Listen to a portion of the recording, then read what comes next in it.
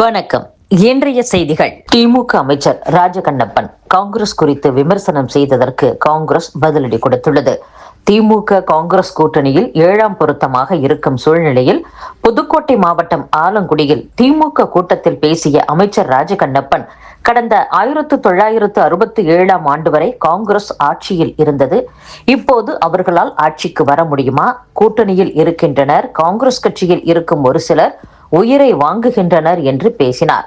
இதையடுத்து அமைச்சர் ராஜகண்ணப்பன், காங்கிரஸ் கூட்டணி இல்லாமல் தோல்வியடைந்த தேர்தல்கள் என பட்டியல் போட்டு அதை பொதுவெளியில் காங்கிரசார் பரப்பி வருகின்றனர். மடப்புரம் கோவில் காவலாளி அஜித்குமார் கொலை வழக்கில் பணியிடை நீக்கம் செய்யப்பட்ட காவல்துறை கண்காணிப்பாளர் சண்முக சுந்தரம், அப்போது பணியில் இருந்த திருப்புவனம் காவல் ஆய்வாளர், உதவி ஆய்வாளர், தலைமை காவலர் ஆகிய 4 பேரும் வருகிற பிப்ரவரி 25ஆம் தேதி நீதிமன்றத்தில் முன்னிலையாக வேண்டும் என்று மதுரை மாவட்ட தலைமை குற்றவியல் நீதிமன்றம் உத்தரவிட்டுள்ளது. வன்கொடுமை தடுப்பு சட்டத்தின் கீழ் பெறப்படும் புகார்கள் மீதான நடவடிக்கைகளை முறைப்படுத்த சிறப்பு கண்காணிப்பு பிரிவு அமைக்க கோரிய மனுவை தள்ளுபடி செய்து உயர்நீதிமன்ற மதுரை கிளை உத்தரவிட்டுள்ளது. மதுரை மாநகிரி பகுதியைச் சேர்ந்த வழக்கறிஞர் செல்வகுமார் சென்னை உயர்நீதிமன்ற மதுரை கிளையில் மனு ஒன்றை தாக்கல் செய்தார். பட்டியல் சமூக மக்கள் வன்கொடுமை தடுப்பு சட்டத்தின் கீழ் அளிக்கும் புகார்களை போலீசார் முறைப்படி கையாள்வதில்லை. வன்கொடுமை தடுப்பு சட்டம் 1989 கீழ் அளிக்கப்படும் புகார்கள் மீது எந்தவித முதல் கட்ட விசாரணையும் இல்லாமல் உடனடியாக முதல் தகவல் அறிக்கை பதிவு செய்ய உத்தரவிட வேண்டும். பாமக மற்றும் கட்சியின் சின்னம் யாருக்கு என்பதில் இந்திய தேர்தல் ஆணையம் ஒருதலை பட்சமாக செயல்பட்டு வருகிறது என்று அக்கட்சியின் நிறுவனர் மருத்துவர் ராமதாஸ் குற்றம் சாட்டியுள்ளார். சுகாதார ஆய்வாளர்கள் பணிக்காக நடத்தப்பட்ட எழுத்துத் தேர்வில் ஒரு மையத்தை தவிர வேறு எங்கும் முறைகேடுகள் கண்டறியப்படவில்லை என தமிழ்நாடு மருத்துவ பணியாளர் தேர்வு வாரியம் உயர்நீதிமன்ற மதுரை கிளையில் தெரிவித்துள்ளது. கன்னியாகுமரி மாவட்டம் விளவங்கோடு பகுதியைச் சேர்ந்த கதிர் ஜாய்சன் உயர்நீதிமன்ற மதுரை கிளையில் மனு ஒன்றை தாக்கல் செய்தார். தமிழக சுகாதாரம் குடும்ப நலத்துறையில் காலியாக உள்ள 1429 சுகாதார ஆய்வாளர் பணியிடங்களுக்கான எழுத்துத் தேர்வு டிசம்பர் 7ஆம் தேதி நடைபெற்றது. இந்த தேர்வில் பல்வேறு முறைகேடுகள் நிகழ்ந்தன. தேர்வு மையங்களில் வெளிப்படையாகவே தேர்வர்கள் கைபேசி பயன்படுத்த அனுமதிக்கப்பட்டனர். இது தேர்வு மைய கண்காணிப்பு கேமராக்களில் பதிவாகியுள்ளது. எனவே நேர்மையற்ற முறையில் நடைபெற்ற இந்த தேர்வை ரத்து செய்து மறு தேர்வு நடத்த உத்தரவிட வேண்டும் என்று அவர் கோரியிருந்தார். மத்திய உள்துறை அமைச்சர் அமித்ஷா 2 நாள் பயணமாக திருச்சிக்கு இன்று வருகிறார். தேர்தல் நிலவரம் தொடர்பாக கட்சியினருடன் அவர் ஆலோசனை நடத்த உள்ளதாகவும் கூறப்படுகிறது.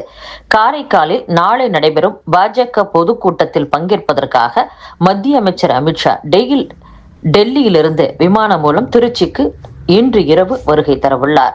திருச்சி மாவட்ட ஆட்சியரகம் அருகே உள்ள தனியார் நட்சத்திர விடுதியில் இரவு தங்கிவிட்டு சனிக்கிழமை காலை திருச்சியிலிருந்து ஹெலிகாப்டரில் காரைக்கால் செல்லும் அவர் பொதுக்கூட்ட நிகழ்வை முடித்துக்கொண்டு மாலையில் மீண்டும் திருச்சிக்கு வந்து விமானம் மூலம் டெல்லிக்கு புறப்பட்டு செல்ல உள்ளதாகவும், இதனிடையே திருச்சி திருவானைக்காவல் ஸ்ரீமத் ஆண்டவன் கலை அறிவியல் கல்லூரியில் நடைபெறும் தொழில் முனைவோர்கள் சந்திப்பு மாநாடு நிகழ்வில் பங்கேற்க மத்திய அமைச்சர்கள் பியூஷ் கோயல், எல் முருகன், தமிழக பாஜக தலைவர் நயினார் நாகேந்திரன் மற்றும் கட்சியின் மூத்த தலைவர்கள் வரவுள்ளனர். அமித்ஷா வருகையின் போது மத்திய அமைச்சர்கள், பாஜக நிர்வாகிகளும் திருச்சியில் முகாமிடுவதால் அமித்ஷா கட்சியினருடன் ஆலோசனை நடத்த உள்ளதாக கூறப்படுகிறது. இந்த ஆலோசனை கூட்டம் இன்று இரவு அல்லது நாளை காலை நடைபெறும். இதில் அதிமுக தலைவர்கள் பங்கேற்பது தொடர்பாக இதுவரை அதிகாரப்பூர்வமாக எந்த தகவலும் வெளியாகவில்லை. சென்னை மாநகராட்சியில் வளர்ப்பு நாய்களுக்கு உரிமம் பெறாதோரின் வீடுகளுக்கு சென்று அபராதம் விதிக்கும் நடவடிக்கை ஓரிரு வாரங்களில் தொடங்க உள்ளதாக கால்நடை பிரிவு அலுவலர் கமால் உசேன் தெரிவித்துள்ளார். சென்னை மாநகராட்சியில் மொத்தம் 1.80 லட்சம் தெருநாய்கள் இருப்பதாக கடந்த 2024ஆம் ஆண்டில் கணக்கெடுக்கப்பட்டது. அவற்றில் 1.47 லட்சம் தெருநாய்களுக்கு ரேபிஸ் தடுப்பூசி செலுத்தப்பட்டது. அவற்றில் 16,611 தெருநாய்களுக்கு தடுப்பூசியுடன் கருத்தடை சிகிச்சையும் அளிக்கப்பட்டு கண்காணிக்க மைக்ரோ சிப் பொருத்தப்பட்டுள்ளது. எஞ்சிய 33,000 தெருநாய்களை கண்டறிந்து தடுப்பூசி செலுத்துவதில் நடைமுறை சிக்கல்கள் உள்ளதாகவும், சென்னை மாநகராட்சியில் சுமார் 1,00,000க்கும் மேற்பட்ட வளர்ப்பு நாய்கள் உள்ளதாக தெரிய வந்துள்ளது. ஆனால் தற்போது வரையில் 74,000 வளர்ப்பு நாய்களுக்கு மட்டுமே அவற்றின் உரிமையாளர்கள் உரிமம், தடுப்பூசி மற்றும் மைக்ரோ சிப் பொருத்தி உள்ளனர். வளர்ப்பு நாய்களுக்கு உரிமம் பெறாத மற்றும் அவற்றை நடைபயிற்சிக்கு அழைத்து வரும்போது வாய்க்கவசம், சங்கிலி உள்ளிட்டவை இல்லாத நிலையில் 611 பேருக்கு கடந்த 2 மாதங்களில் அபராதம் விதிக்கப்பட்டுள்ளன. அத்துடன் ஓரிரு வாரங்களில் வளர்ப்பு நாய்கள் உள்ள வீடுதோறும் சென்று அவற்றுக்கு உரிமம் பெறாதவர்களுக்கு தலா 5,000 ரூபாய் அபராதம் விதிக்கப்பட உள்ளதாகவும் கூறப்படுகிறது.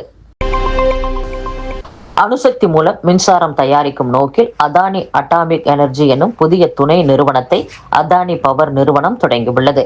நாட்டின் முன்னணி தனியார் மின் உற்பத்தி நிறுவனமான அதானி பவர் அணுசக்தி சார்ந்த மின் உற்பத்தி, விநியோகம் ஆகிய பணிகளை மேற்கொள்வதற்காக இந்த துணை நிறுவனத்தை உருவாக்கியுள்ளதாக பங்குச்சந்தை ஒழுங்குமுறை ஆணையத்திடம் தெரிவித்துள்ளது.